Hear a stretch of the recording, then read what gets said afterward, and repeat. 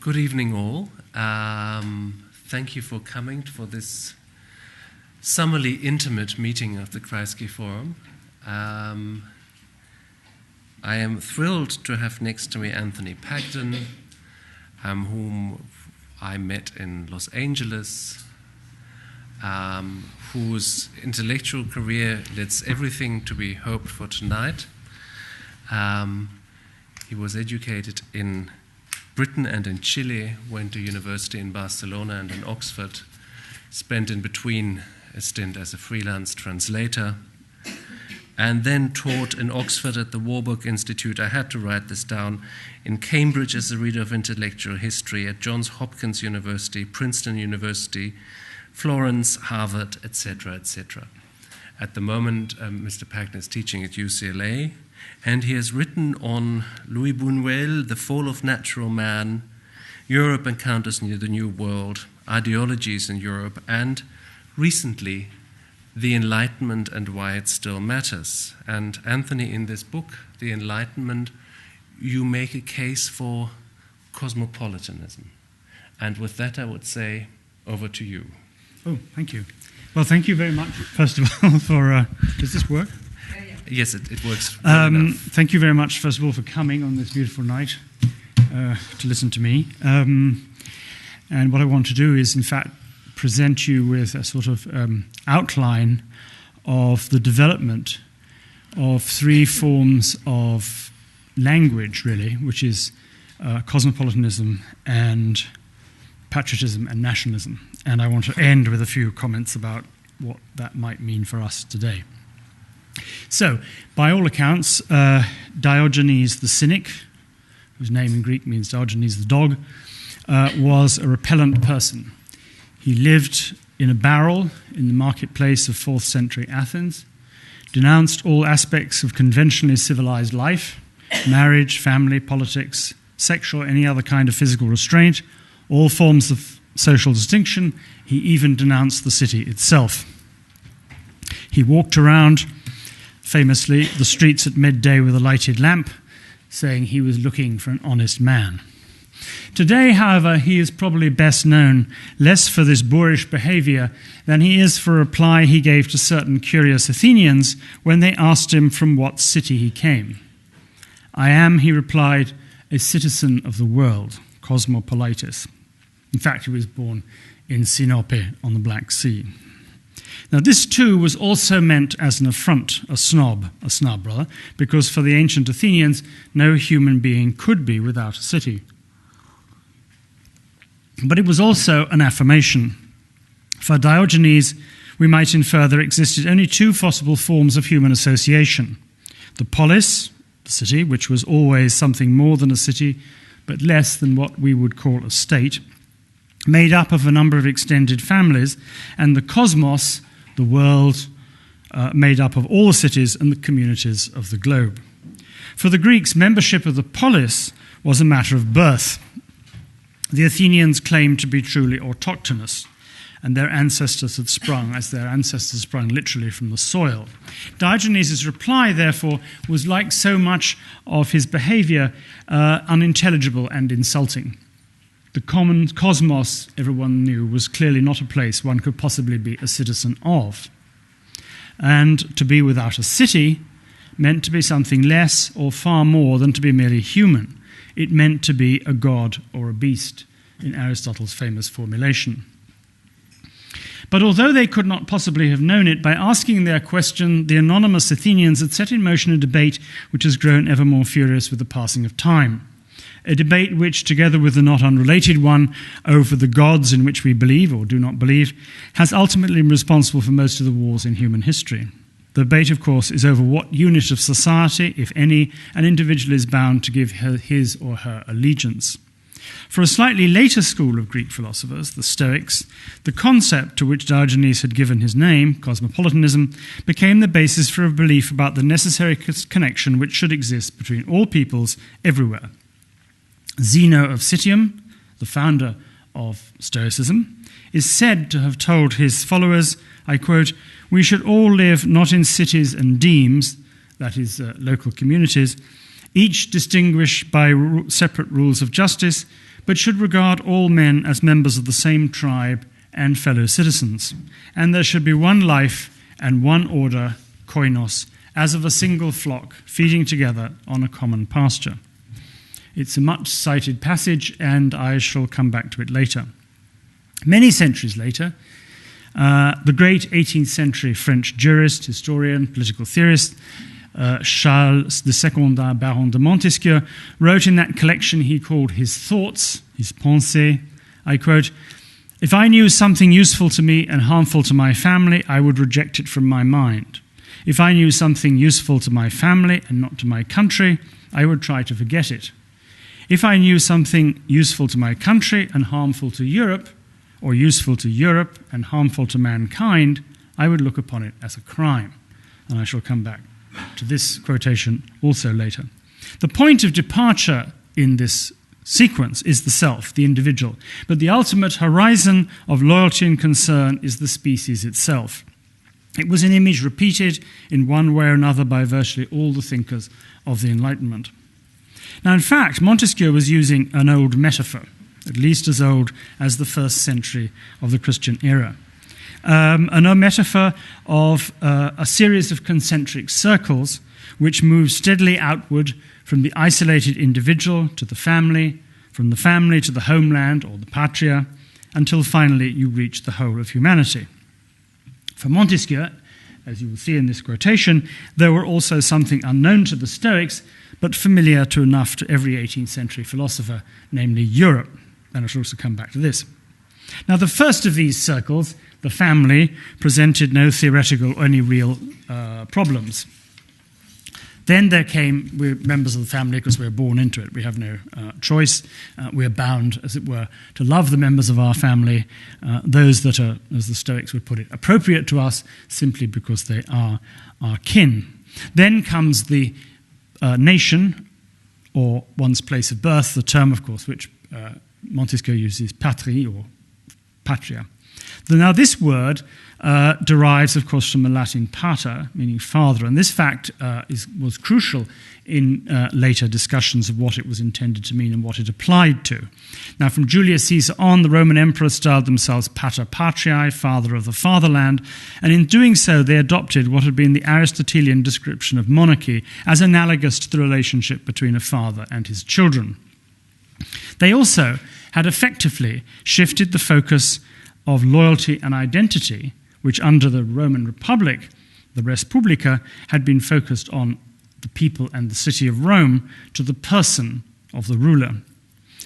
At the same time, the Romans radically transformed the notion of citizenship by introducing the idea that the empire could embrace more than one ethnic group. You could be citizens of Rome while not necessarily being Romans.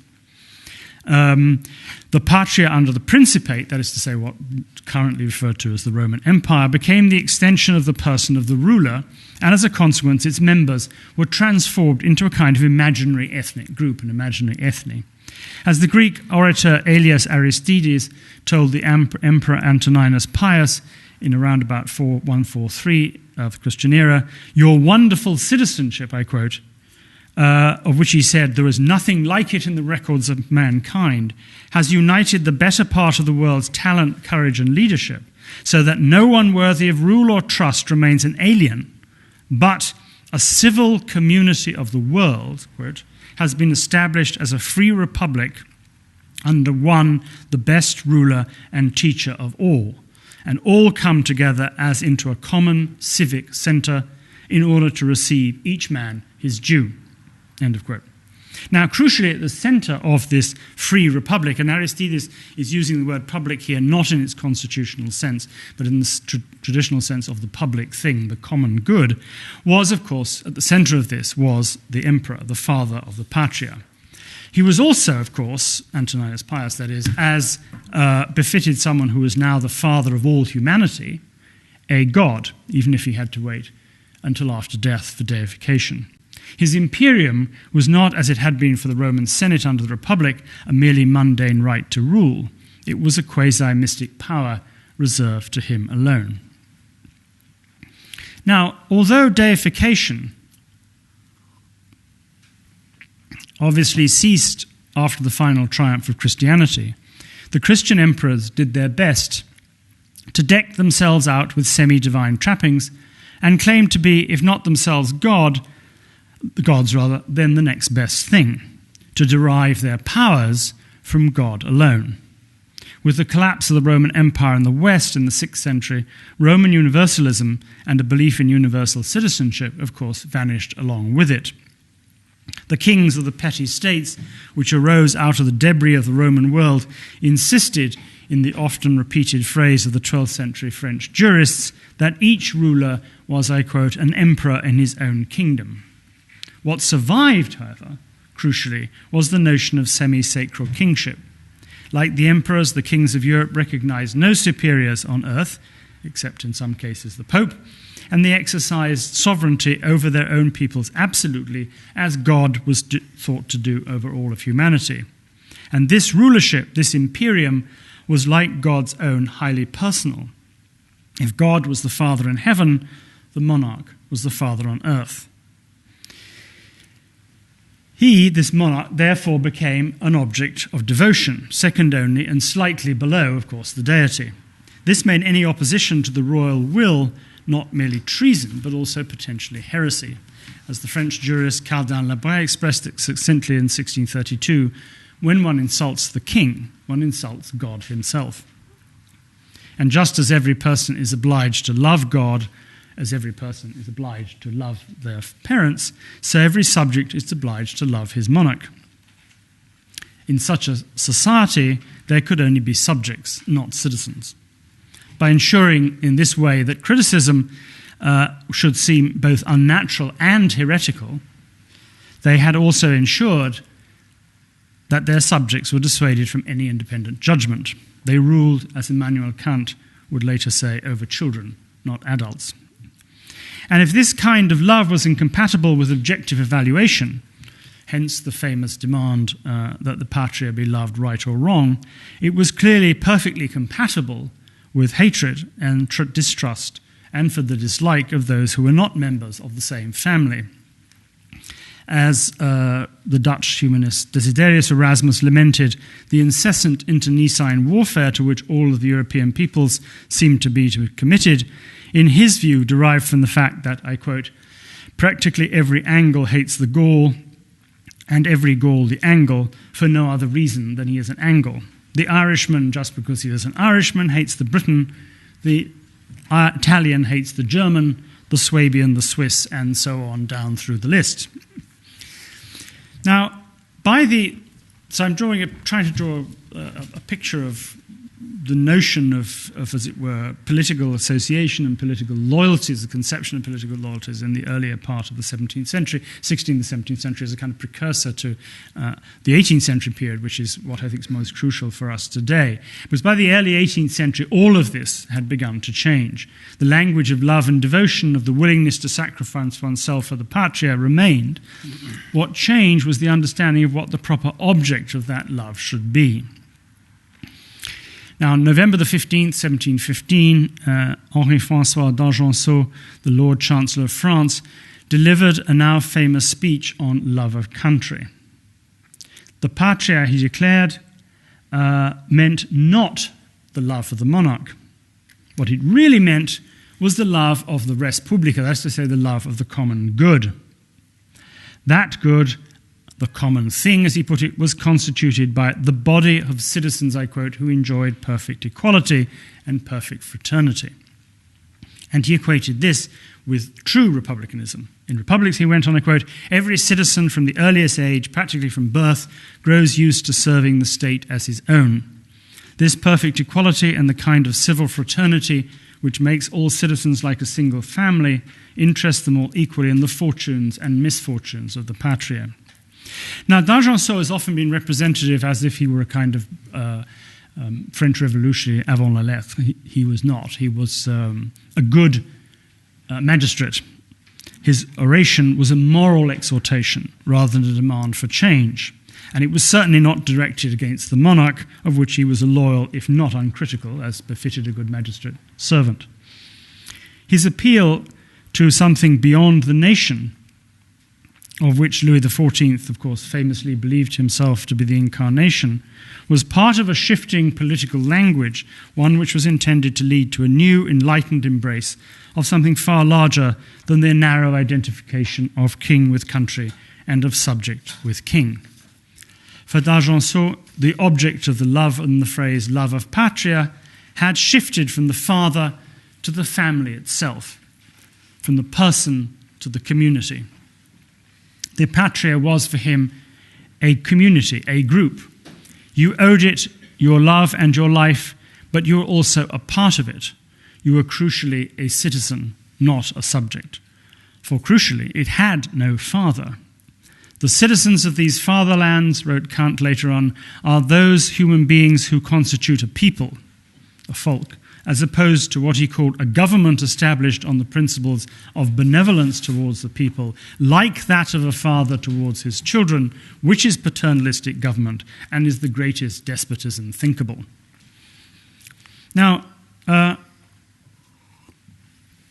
in shifted, changing environment, now talking around between 1715 to the middle of the 18th century, in the period that would, of course, lead up to the French Revolution, the older conception of the ruler as pater patria now came to be seen as fitting only to something called Oriental despotism, and as such that of the Ottoman sultans or the emperors of China, who were the models most used, whose despotism consisted precisely in the fact that they could not distinguish between a father and a true sovereign.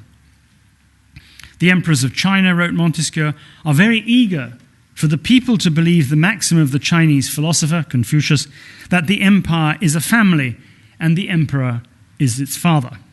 This elaborate deception, he went on, allowed the emperor, by, quote, referring everything to himself alone, to reduce the state to its capital, the capital to the court, and the court to the person alone. In other words, what had occurred in the course of the late 17th and 18th century was a shift of the proper object of love from the deified image of the king to the king's family, that's to say the larger community, and from the idea of the family as a kin group to an abstract ideal of a group of persons bound together by a commitment to a body of laws. And this shift was not confined to France alone by any means. In 1738, the English Tory politician and political theorist Henry St. John Viscount Bolingbroke, who had also been a friend of Montesquieu's, wrote that the king should always be a patriot. The king should be a body, a member of his own community, as it were, the embodiment of a body of laws. And it was this perception of the relationship which should now exist between the ruler and those who were no longer his subjects, but fellow citizenships, which allowed Frederick the Great of Prussia in 1752 to describe famously himself as, I quote, first servant of the state. Although, as Kant acidly remarked, he only said he was that. Now, this all comes very close, in fact, to what the German political theorist Dorf Steinberg in the 1970s called constitutional patriotism.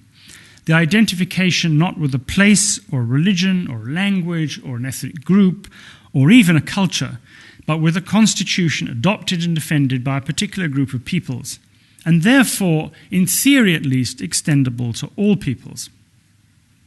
It was, Steinberger believed, precisely this love of just laws and common liberties, which from the 18th century on had been understood by the word patriotism, and it was this, rather than some form of resurgent nationalism, that the post-war Federal Republic of Germany should attempt to revive. Now, Steinberger is a not terribly well-known person, but this idea was taken up in 1986 by someone who is very well-known, namely Jürgen Habermas, and has since become a topic of heated debate, of course, in particular in the context of the evolution of the European Union, to which I shall return to at the end, for which there exists no territory or language or ethnic group other than that the would-be patriots could attach their affection. So it has to be the only thing there is to attach your affection to is precisely a conception of a constitution. Now, however, before I get there is another twist in this development. The earlier conception of patriotism had been dependent upon personal relationships. This had also inevitably implied the love of a particular place. The patria was not only a group of people, it was also a location on which those group of people lived.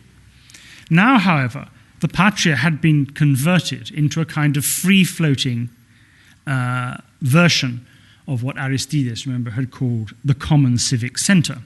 And place need not play any part in it at all. My patria, my homeland, that, of course, is an entirely wrong description of it, my patria could be anywhere, that is, that the laws and the constitution are worthy of my devotion. Hence the phrase commonly attributed to both James Otis and Benjamin Franklin, ubi libertas ibi patria, where there is liberty, there is my country.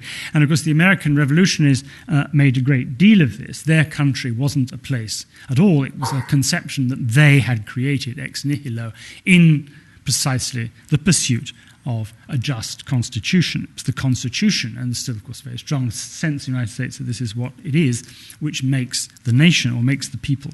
Now, in this detribalized conception of the patria, it seemed as if it might be possible finally to reconcile the two halves of Diogenes' equation, to love both one's own small section of humanity and at the same time that grand abstraction humanity.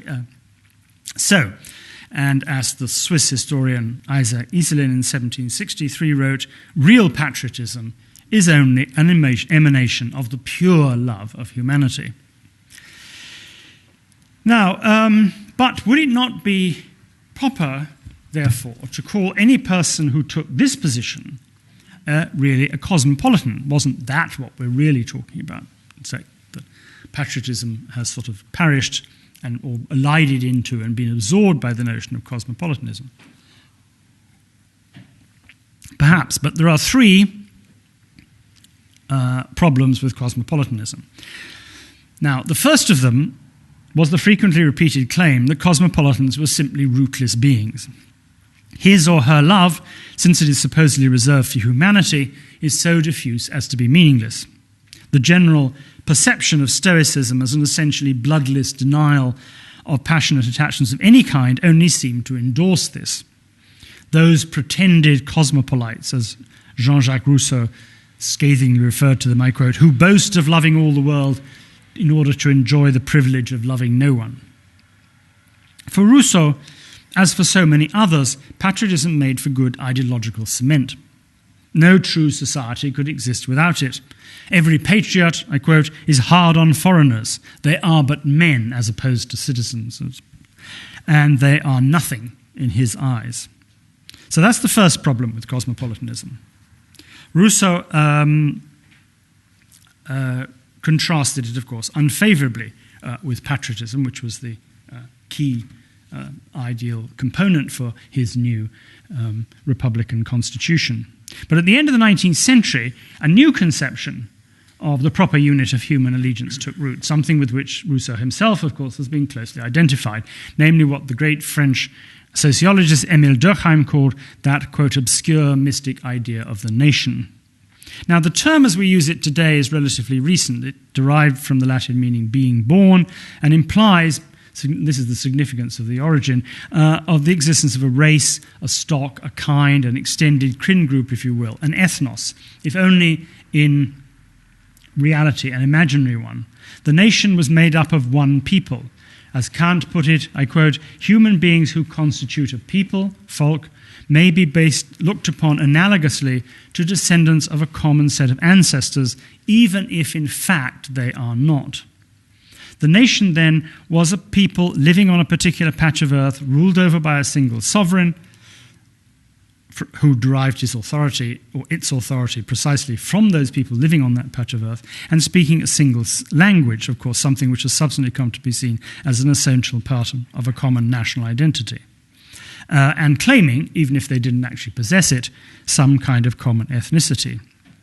It was also, however, an identity and a feeling. The civic or constitutional patriot might love his or her nation, but they were under no particular obligation to do so. What they were called upon to love was the justice and liberty that patch of ground represented. The nationalists loved a place, a people, its way of life, its culture, its language, its religion, etc., and accepted as just, or at least mandatory, the laws by which it was governed because they were its laws. 19th century nationalism was thus, in a sense, a throwback to a much earlier conception of the community, except that it was now extended beyond any real kin group to embrace peoples who had in fact no or only very limited ethnic affiliations with one another. The nation became a political and legal, but also an emotional fiction, which was now invested with something which had hitherto been reserved to individuals alone, namely a spiritual identity. A nation is a soul and a spiritual principle, wrote Ernest Renan in what is still perhaps the most quoted account of the nation, Qu'est-ce que c'est une nation, of 1882. Famously, he claimed, I quote, "It presupposes a past. It is summarized, however, in the present by a tangible fact, namely consent, the clearly expressed desire to continue a common life. A nation's existence is, if you will pardon the metaphor, a daily plebiscite, just as an individual's existence is a perpetual affirmation of life." Nationalism was the expression of that plebiscite. It was what bound the people in their daily tacit consent to the existence and the priority of the nation to which they happened to belong. The idea that the sole natural source of identity, and thus of loyalty and obligation, lay in the nation, took root in Europe in the early part of the 19th century, partly as a rejection of enlightened cosmopolitanism itself, particularly in Germany, but also, and largely perhaps, as a reaction against Napoleonic imperialism, which by claiming to export liberty and the rights of man to the whole of Europe also seemed to many to be a form of cosmopolitanism, or rather to seem to be a form of cosmopolitanism in what had always been beneath its often pious exterior, its true form. And this brings me to the second problem with cosmopolitanism. Being a citizen of the world was generally taken to mean rejecting the narrow ties of kin and country, the suffocating bigotry of the local, and adopting the cosmos as your city. But it could also, and frequently was, be taken to mean something rather different, not turning your city into the world, but rather turning the world into your city. Now, the passage from Zeno of Citium I quoted earlier has been cited over and over again by the modern advocates of cosmopolitanism, but the context in which it derives is very rarely mentioned. And this is perhaps because Zeno's words, we don't have any text written by him at all, have survived only because they were recorded by the first century Greco-Roman philosopher and biographer Plutarch. And Plutarch bothered to repeat them only because the person whom he saw as embodying what he described as Zeno's dream, as it were, or shadowy picture of a well-ordered and philosophical community, was none other than the world conqueror Alexander the Great. So the ideal Stoic cosmopolitan society is Alexander's empire. If all humanity was to be one, then humanity should belong to one community, one city, one polis. On this understanding, cosmopolitanism and a certain kind of imperialism came out looking like much the same thing. To say, as Plutarch makes Zeno say, that, I quote, there should be one life and order as of a single flock feeding on a common pasture, implies, of course, that there should be only one political community. Little wonder, then, that it was nationalism, not civic patriotism, much less cosmopolitanism, which became the principal instrument for the undoing of the great European empires, first within Europe itself and later in Asia and Africa, in the period after the First World War and up to the 1960s. Since the nation was conceived to be, and still is, the sole unity of sustaining the idea of what came in 1918 to be called self-determination, the nation, the fusion of one people, one language, one culture, and supposedly one destiny, became, in Hegel's words, a wholly spiritual entity. It was, he said, Hegel that is, spirit in its substantial rationality and immediate actuality, and is therefore the immediate power on earth. It was this conception of the nation as an organic whole which, after the collapse of the Napoleonic order, seemed to offer to those who lived directly or indirectly under the shadow of the European great powers the most certain road to modernity. When he was told by those whom he described as, I quote, honourable men motivated by the best interests, that, I quote, we no longer believe in the nation, We believe in humanity. We are cosmopolitans. Giuseppe Mazzini, the intellectual architect of Italian independence, unification, replied that it was cosmopolitanism, which was this somewhat outdated idea, and something much more vague and difficult to realize than that of nationality. Cosmopolitan, as these honorable men understood it, had become, he went on, a barren sentiment of reaction against a past which is already forever dead in our hearts. Of course, Mazzini added, we are all cosmopolitans if all that means is approving a general sense of benevolence and obligation towards our fellow beings and towards the, quote, destruction of all barriers that separate the peoples and provide them with opposite interests. But that is hardly enough. In the world in which Mazzini lived, cosmopolitan benevolence was essentially powerless.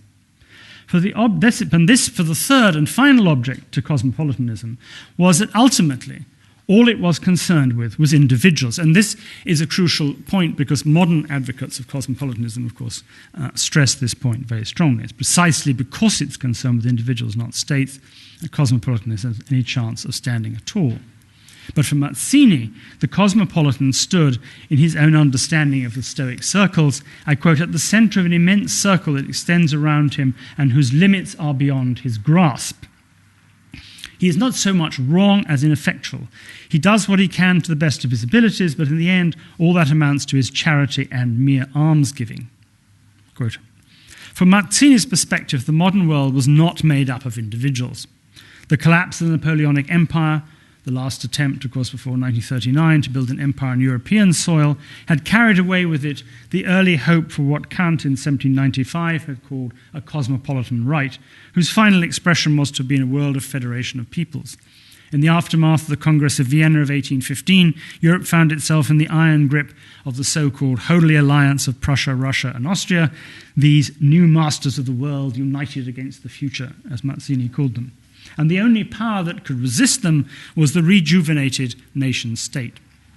But this, Mazzini insisted, this new nationality was to be no bitter war in individualism. It was not intended to foster sectarianism. Ours is not a national project, he claimed, but an international one. The very word nationalism and internationalism both coined around the same time, and both were believed to go hand in hand. The two were intended to be inseparable.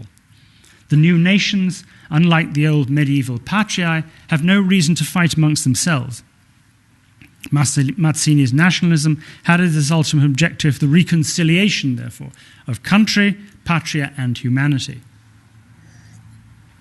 In its final form, this would result in what he called the blending together of the very diverse peoples, so that in time it might be possible even to imagine what he called, and he's one of the first to do so, a United States of Europe. Now, these new liberal patriots would seem to have it both ways.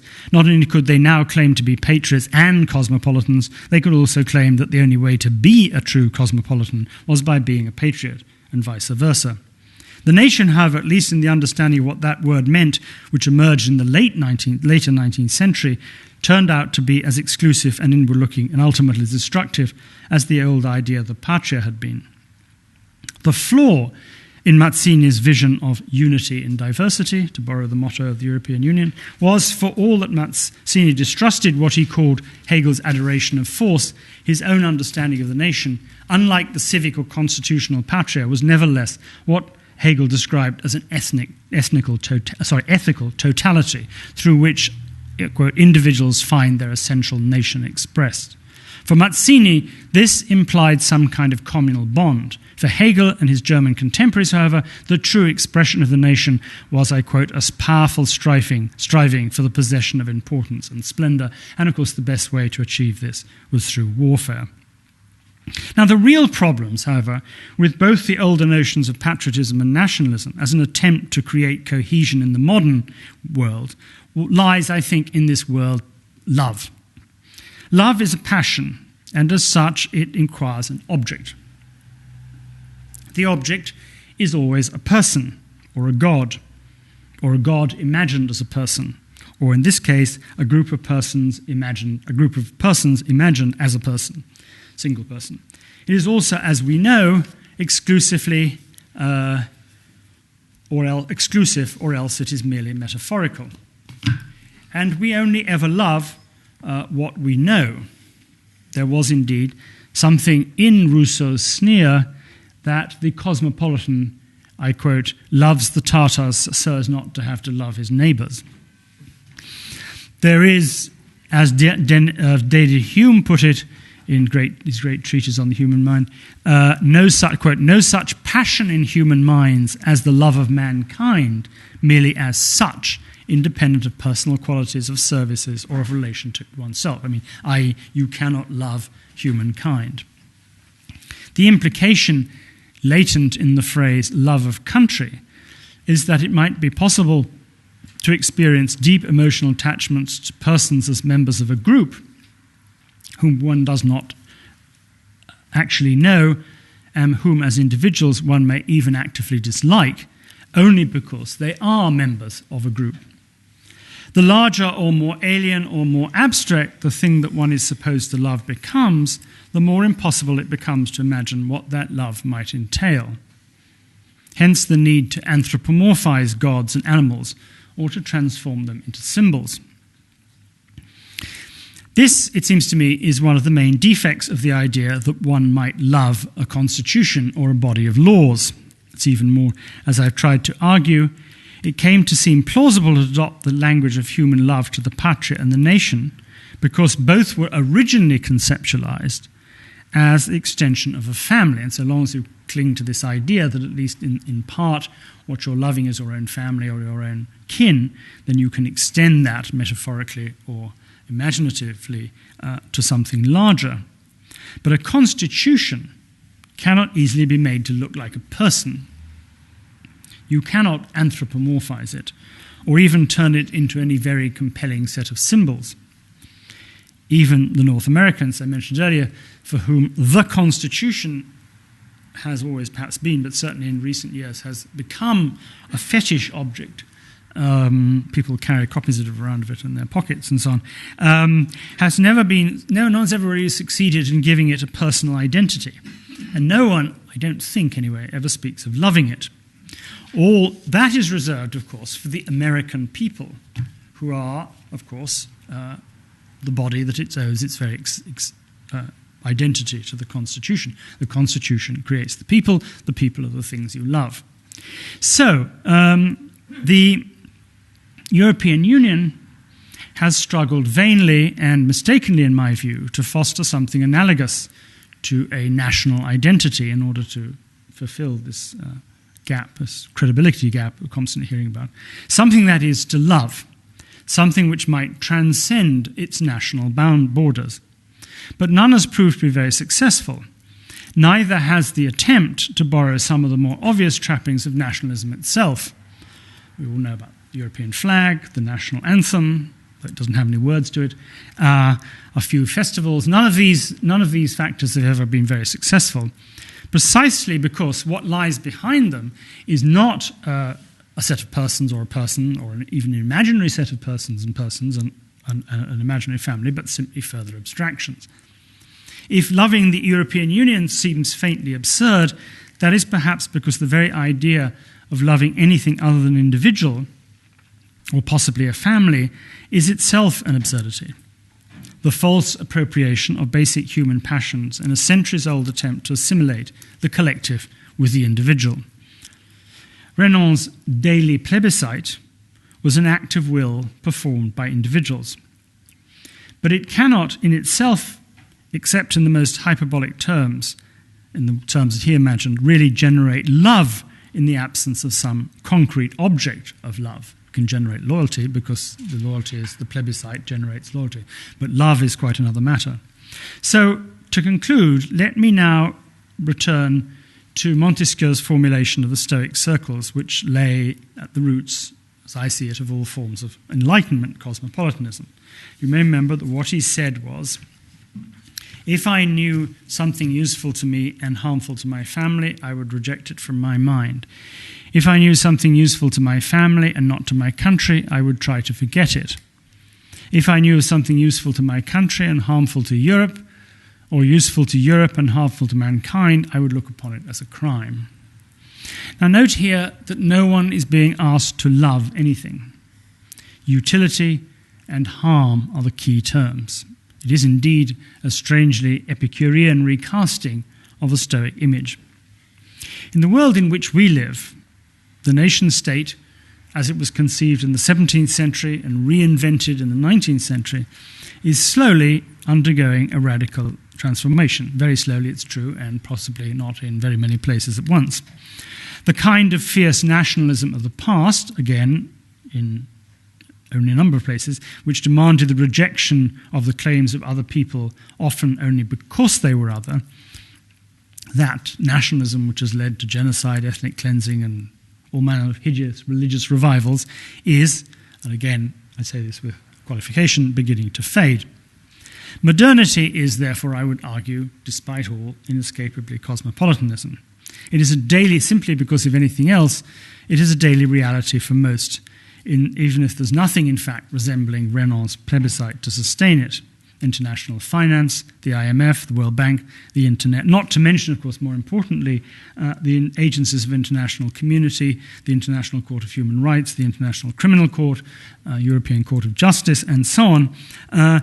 Some form of Montesquieu's conception of what that involves as a means of minimizing pain and providing the best possible condition for human life, some version of the European Union, that is, as a form of constitution to which all its very diverse nationalities are able to consent, a truly daily plebiscite, if you will, even if it's necessary to be asked to fight for it, but never called upon to love, is probably the best way to understand whatever possible future we may have.